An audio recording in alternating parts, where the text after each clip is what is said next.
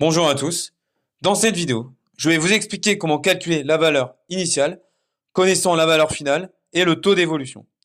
Donc ici, nous avons un village dont la population a baissé de 8% pour atteindre désormais 1104 habitants.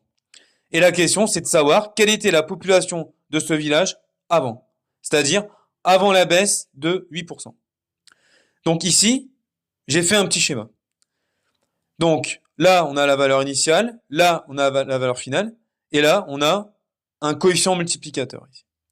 Alors ici, nous connaissons la valeur finale, qui est égale à 1104.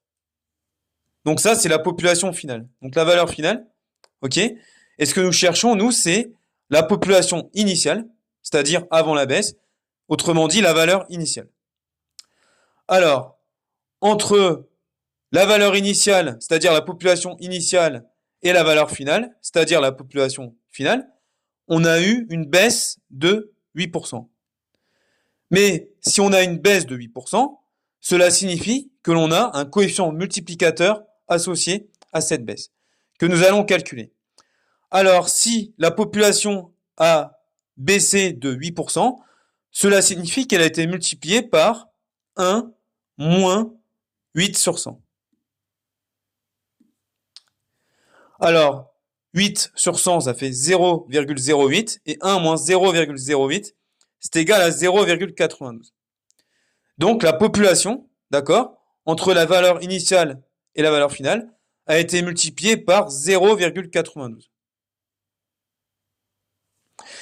Alors, nous, ce que nous cherchons, c'est la valeur initiale, c'est-à-dire la population initiale. Donc, pour passer de la valeur initiale à la valeur finale, on multiplie par 0,92. Ok?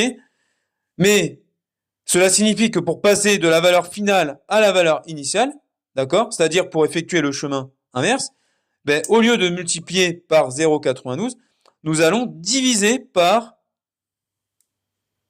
le coefficient multiplicateur, c'est-à-dire 0,92.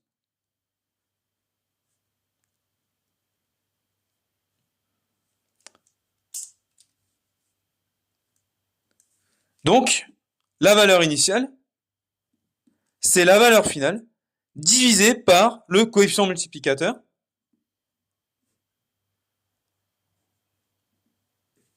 c'est-à-dire 1104 ici, divisé par 0,92. Ce qui nous fait donc 1200 habitants. Donc au départ, ce village comptait donc 1200 habitants.